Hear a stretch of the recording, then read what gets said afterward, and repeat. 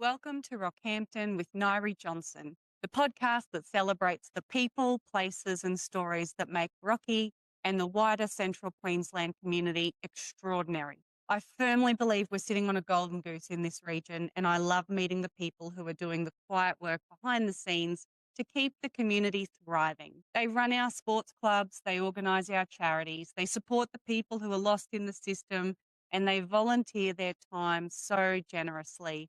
And I feel like the luckiest person in the world when someone shares their story with me privately. And now I'm privileged to bring their stories and achievements to you, the listeners of Rockhampton with Nyree Johnson. Sometimes they wonder why they were asked, thinking that what they're doing and what they've done is not that big of a deal.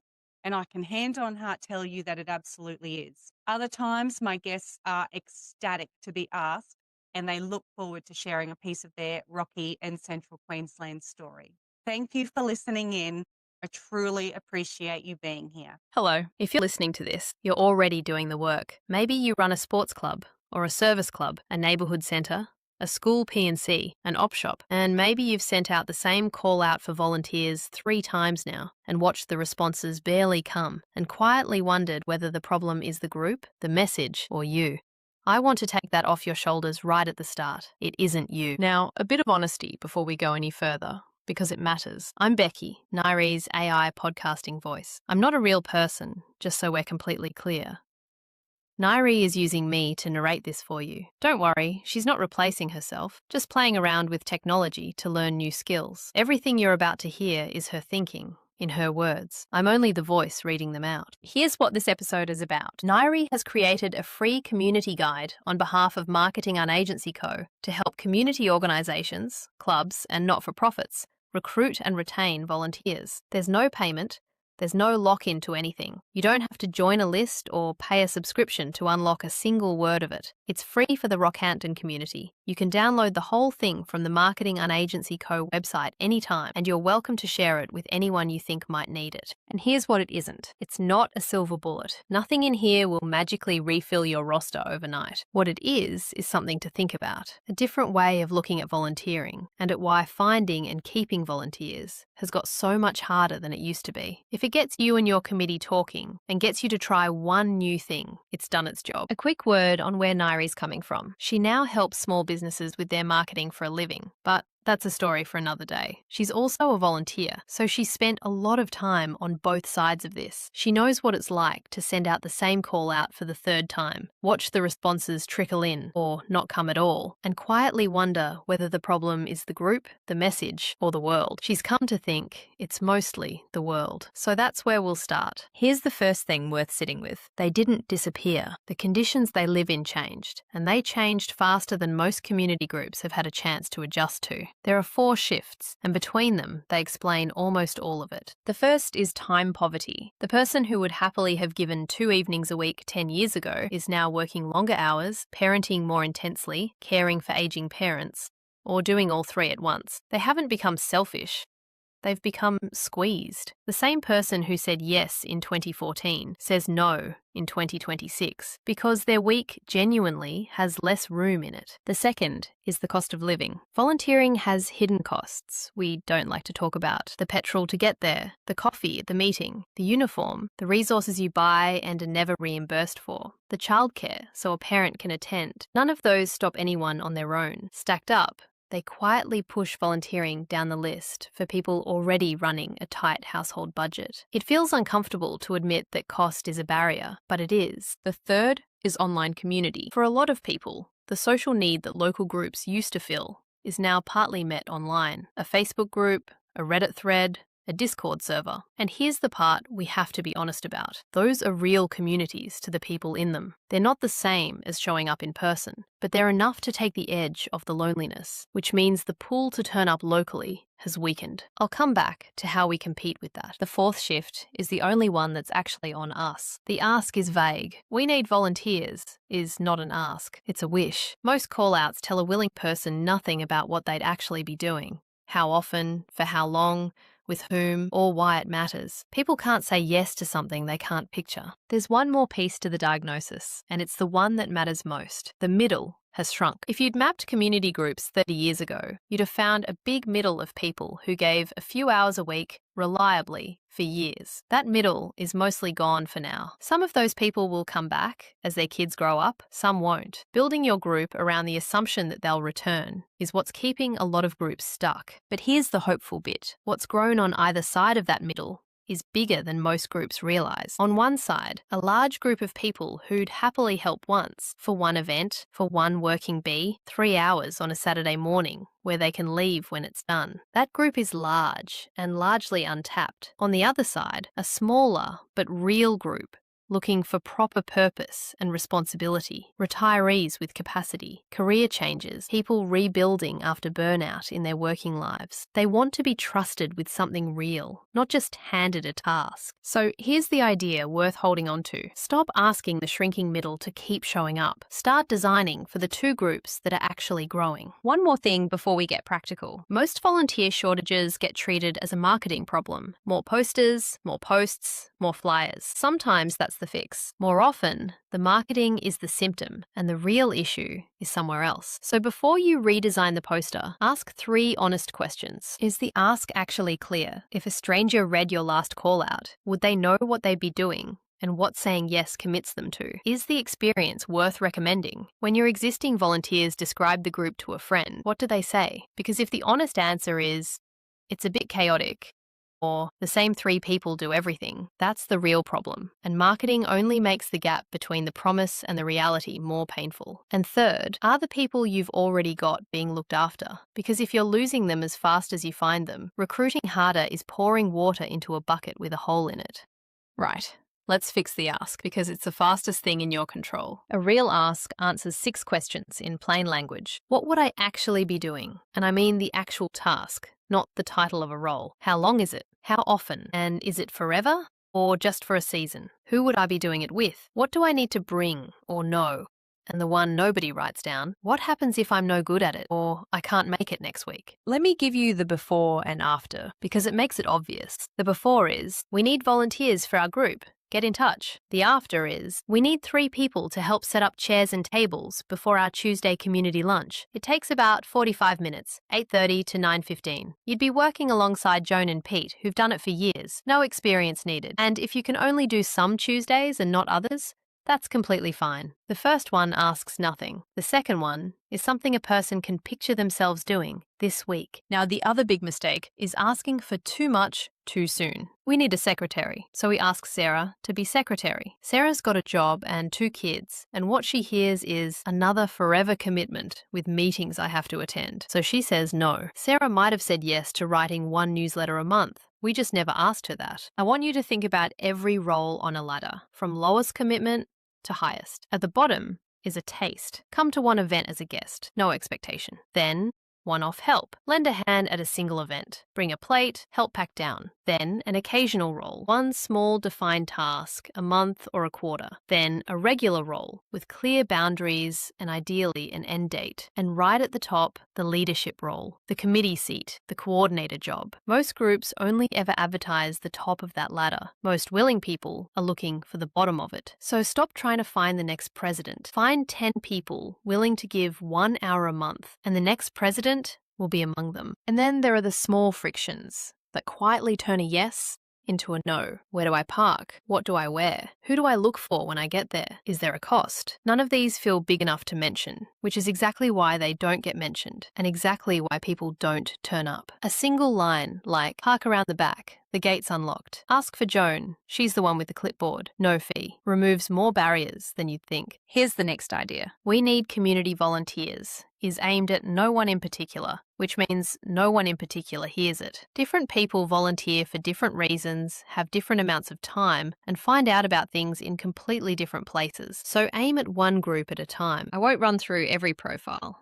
That's all in the guide. But think about who you actually need. The semi-retired person usually has capacity and wants purpose and connection. The parent of school-aged kids is squeezed on time, but will give an hour, especially if it's tied to their kids. The young professional is looking for skill building or a way into a community after moving to town, and most groups have no idea how to reach them. The career changer or between jobs person is often hungry for real responsibility. The student wants experience and hours toward their resume. And here's the thing, the same role can be described 5 different ways, depending on who you're talking to. To a semi-retired person, it's a chance to use your experience and meet good people. To a parent, it's an hour a week that fits around school pickup. To a young professional, it's event management experience while contributing to something real. The job doesn't change, the framing does. That's not dishonest, it's just speaking to the person in front of you. Now to the marketing itself, the version that fits the budget and time you actually have, because most of what works costs nothing. The single most underused asset you have is not a platform, it's the members you've already got. Each of them knows a lot of people personally, but most groups never ask them to mention what's happening in any structured way, and spread the word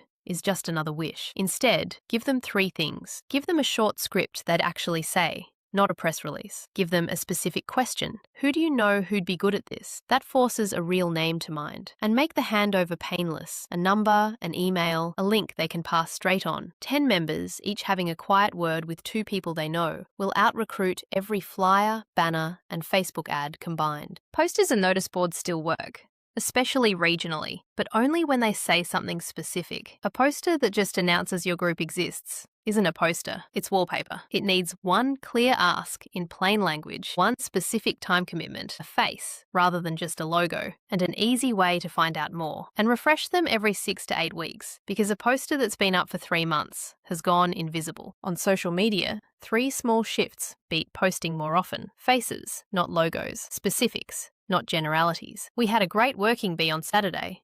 Get scrolled past. 8 of us spent Saturday morning rebuilding the back fence at the community garden. Brian brought the bacon and egg rolls, and the fence is now keeping the kangaroos out, which they're furious about. That gets read and shared. And end every post with one clear, low-pressure invitation, even if it's just come and watch. And don't forget the channels most groups have given up on. Community and regional radio love a local story. Regional papers still get read by exactly the people most likely to volunteer. Councils have newsletters and notice boards, and a community engagement officer whose actual job is to help you. And other groups, churches, schools, the local chamber, none of them are your competitors. Most would happily mention you to their people if you mentioned them to yours. Now the part most guides skip, and the part that matters most. Most volunteers who quit in the first 90 days. The first 3 months decide whether someone becomes a long-term member or a one-time visitor. And most groups put enormous effort into finding people and almost none into what happens after they arrive. In week 1, a new person just needs to not feel like a stranger. Someone whose job it is to look after them, introduce them by name, show them where things are. In the first month, they need one clear, small win, something they own. And around month 3, they need an honest 5-minute check-in. Not a review, a conversation. Because most people don't quit over one big thing. They quit because 3 small frustrations built up and nobody asked. Recognition matters too, and the real version is almost free. It's not trophies or generic certificates that everyone gets. It's specific, personal, and sincere. Thanks for taking on the registration desk yesterday. You handled the rush brilliantly, and Sarah said she'd have melted down without you. Beats a gift voucher every time, because what people actually want is to be paid attention to.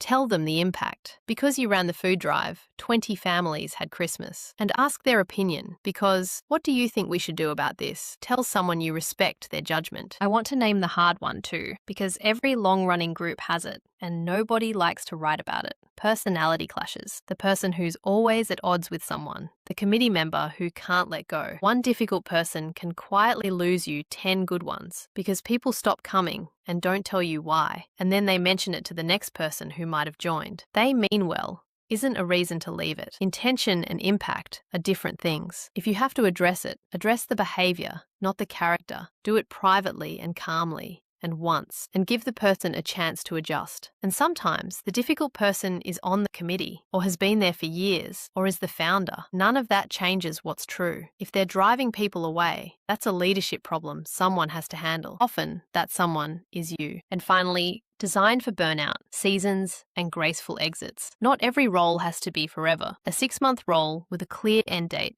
is so much easier to say yes to than an open-ended one. Make pausing explicit and easy. Take 3 months, we'll save your spot, come back when you're ready is one of the most powerful retention sentences you can say. And when someone does leave, let them leave well. Thank them properly. Support the handover. Leave the door open. People who leave well often come back. People who leave badly almost never do, and they tell others how it ended. I said I'd come back to online community. So let me. The instinct is to dismiss it as fake or shallow. Don't. That loses you the argument before it starts, and it makes your group sound out of touch. Online community is real to the people in it. It gives them frictionless connection, niche belonging, anonymity when they need it, and permission to belong without having to show up. So the question isn't, how do we get people off their phones? It's, what can we offer that their phone can't? And the honest answer is, quite a lot. Showing up changes you in a way scrolling doesn't. Being known by name as a whole person is increasingly rare and increasingly valuable. A commitment that other humans are depending on is something no app asks of you. And in person, you end up next to people an algorithm would never have put in front of you. The retired Sparky, the teenager, the woman who moved to town last month. So stop saying, join our community. Everyone's already in 12 of those online. Say the specific thing instead. Come help build something. Spend Saturday morning with people doing this. And it's okay to name the difference out loud. You can be in 15 Facebook groups and still not know anyone's name. Come to one of ours. And that changes. Online gives people the feeling of community. In person, gives them the real thing. Most people sense the difference once they experience it. The trick is just getting them to experience it once. If all of that feels like a lot, here's where to start. One thing a week for 4 weeks. All of it doable in spare hours. Week 1, rewrite one ask using those 6 questions and get one outsider to read it before you post it. Week 2, have a coffee with one trusted member. Ask them to think of 2 people who'd be a good fit and give them the script. Week 3, open one channel you've stopped using. One email or one phone call, radio, the paper, the council, a partner group. And week 4, check in on one volunteer who's been with you under 6 months. 5 minutes. Just listen. Do those 4 things and you'll have one ask that actually works. One member bringing others in. One new channel reaching people who didn't know you existed. And one volunteer feeling seen and more likely to stay. That's more than most groups manage in a year, and you'll have done it in a month. I want to leave you with this, because it's the most important part. It is easy, when you're trying to fill a working bee for the 3rd time, to feel like none of this matters in the bigger picture. It does, more than almost any other work. Communities aren't built by governments or councils or organisations. They're built by people who show up, do the unglamorous work, and keep doing it. The kindergarten that has supplies, the club that has a coach, the op shop that has clothes on the rack, the men's shed that has somewhere to be on a Wednesday morning. None of that happens by itself. The people who make it happen aren't famous. They won't be thanked at a national level. If that's you, I want you to hear it from someone. Thank you. What you do holds together things that would otherwise fall apart. So that's the guide. If you take just one thing from it, let it be this. Don't try to fix everything at once. Pick one thing and do it this week. That's how groups actually move. This guide is free. There's nothing to buy, and the whole thing is on the website at Marketing Unagency Co. If it's helped, the kindest thing you can do is pass it to another volunteer who could use it. They're probably a phone call away. Nyree thanks you for what you do. Communities don't run themselves. They run because someone, usually unpaid, usually tired, usually unrecognised, decided that they would. That someone is you. I'm Becky, Nyree's AI podcasting voice, and Nyree will be back next week. Look after yourself out there. Thanks for tuning into this week's episode of Rockhampton with Nyree Johnson, proudly brought to you by Marketing Unagency Co., the marketing team who do things very differently and who are determined to make the world of marketing less chaotic and far clearer for small businesses and community groups.